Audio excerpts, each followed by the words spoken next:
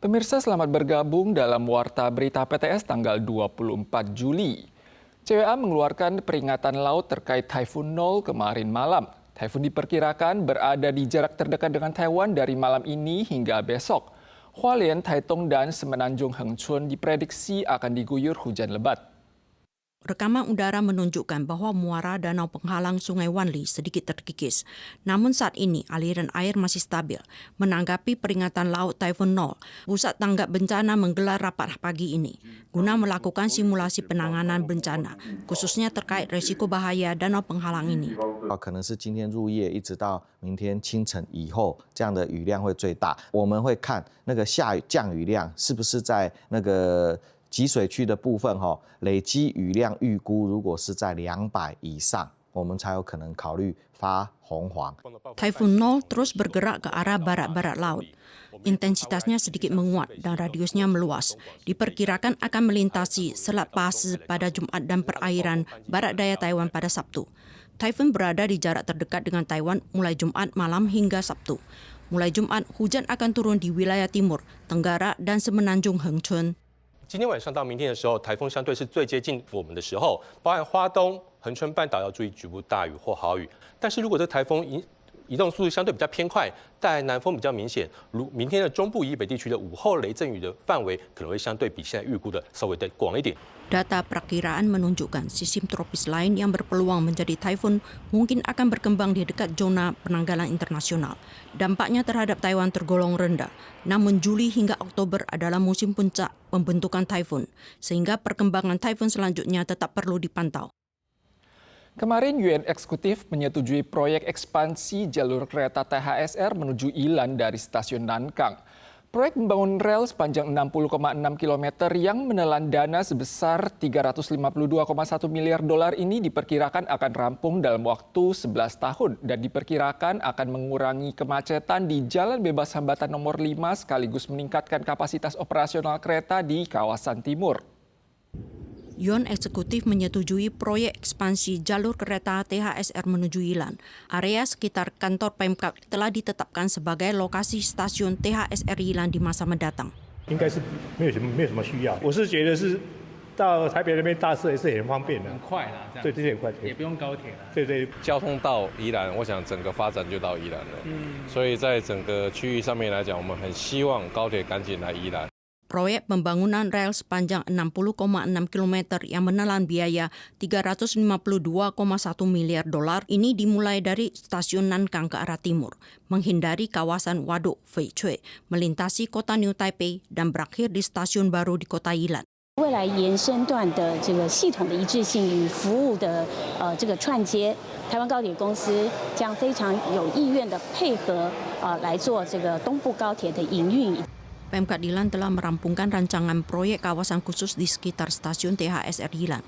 Prosedur selanjutnya mencakup evaluasi dampak kebijakan terhadap lingkungan, pameran umum, sosialisasi masyarakat, dan peninjauan tata kota akan dilaksanakan sesuai ketentuan hukum. Proyek ini diharapkan dapat mengurangi kemacetan di Jalan Bebas Hambatan nomor 5, menambah kenyamanan transportasi antara Taipei dan Ilan, serta meningkatkan kapasitas operasional kereta di kawasan timur. Seorang warga Vietnam yang hendak mengirim uang tunai sebesar 160 ribu dolar Taiwan ke kampung halamannya menemukan layanan pengiriman uang di internet dan segera menemui kedua pria yang mengaku sebagai kurir remitansi. Tak disangka kedua pria tersebut langsung merampas uang dan melarikan diri. Untungnya polisi berhasil menangkap kedua tersangka dan mendapatkan kembali uang yang dirampok. Peristiwa perampokan uang terjadi di siang bolong di distrik Zhonghe, kota New Taipei. Seorang wanita Vietnam yang hendak mengirim uang tunai 160 ribu dolar Taiwan ke kampung halamannya menggunakan layanan remitansi ilegal demi menghemat ongkos kirim.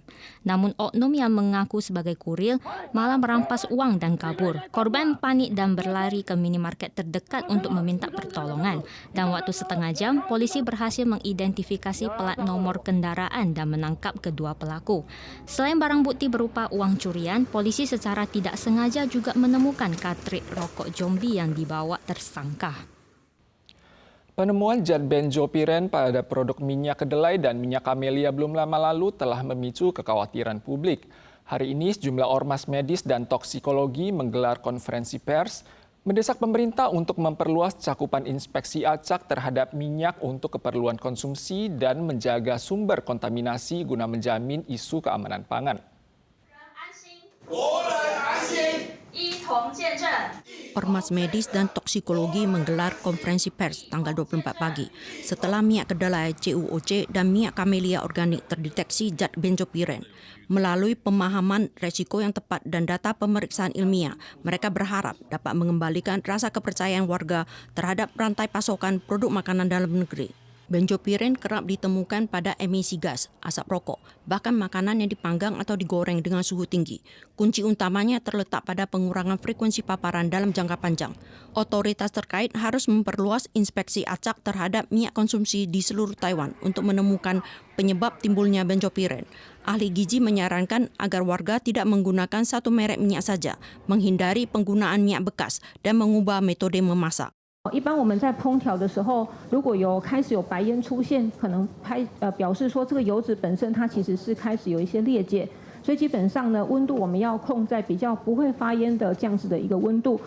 Selain itu, pakar membantah kabar yang beredar viral di medsos bahwa minyak yang memenuhi standar keamanan akan menghasilkan racun jika dipanaskan. Pola makan seimbang dan konsumsi sayur buah yang kaya akan oksidan membantu meningkatkan metabolisme sel untuk melakukan detoksifikasi.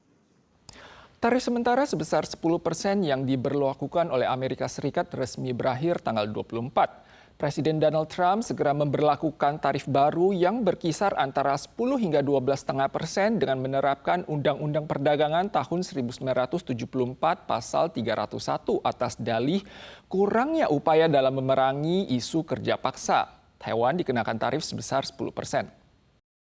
Seiring berakhirnya masa berlaku tarif sementara sebesar 10% tanggal 24, Amerika segera memberlakukan rangkaian tarif baru terhadap sekitar 60 mitra dagang melalui penerapan UU Perdagangan tahun 1974 pasal 301. Langkah ini diambil karena mereka dinilai gagal melarang impor barang yang diproduksi melalui proses kerja paksa. Amerika membagi mitra dagangnya menjadi dua kelompok. Negara yang telah menerapkan peraturan terkait kerja paksa mencakup Taiwan, Uni Eropa, Inggris, dan Kanada dikenakan tarif 10%, sementara pihak yang tidak memenuhi standar dikenakan tarif maksimal 12,5%. Pemirsa sekalian, sekian Warta Berita dari PTS. Kita sual lagi di lain kesempatan. Terima kasih.